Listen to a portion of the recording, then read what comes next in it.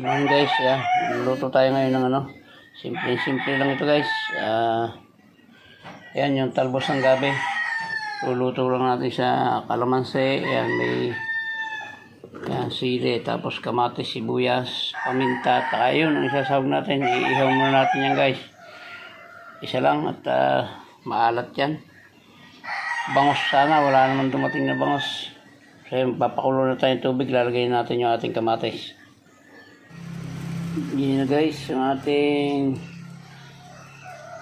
tubig. Napakulo na akong tubig guys. Lagyan ko na yun ng ilagay ko na yung kamatis, sibuyas at saka yung isang sili.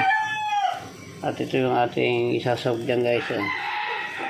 Iihaw muna natin para medyo mabango at mawala yung lansa. Konting ihaw lang guys.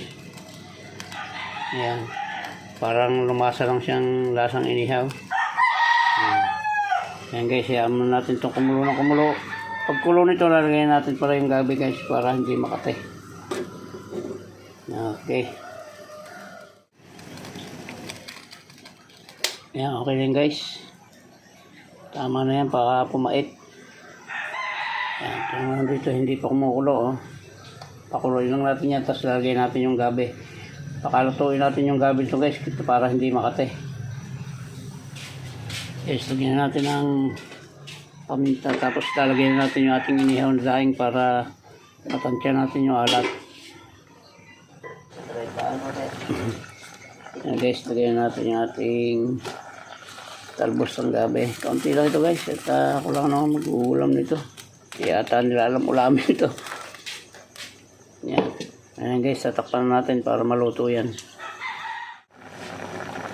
Ayan guys, kulong-kulo na, pero hayaan pa natin kumulo yan dahil medyo makatiyan pagka hindi luto-luto. Mamaya natin lalagay yung paasim niya guys, yung kalamansi, tapos bitchin, yung sili. Yung isang sili dinurog ko guys para medyo may anghang. Kaya hayaan lang muna natin para sureball tayong iluto. Guys, lagyan natin yung sili, taka bibitchin na natin. Tama na yan, kaunti lang itong luto ko guys. Lalagyan natin kalamansi ito pag hahangoy na. Kasi siya na kayo, medyo madilim. Brown out guys. Pag hahangoy na, lalagyan natin yung kalamansi, sabay patay na guys.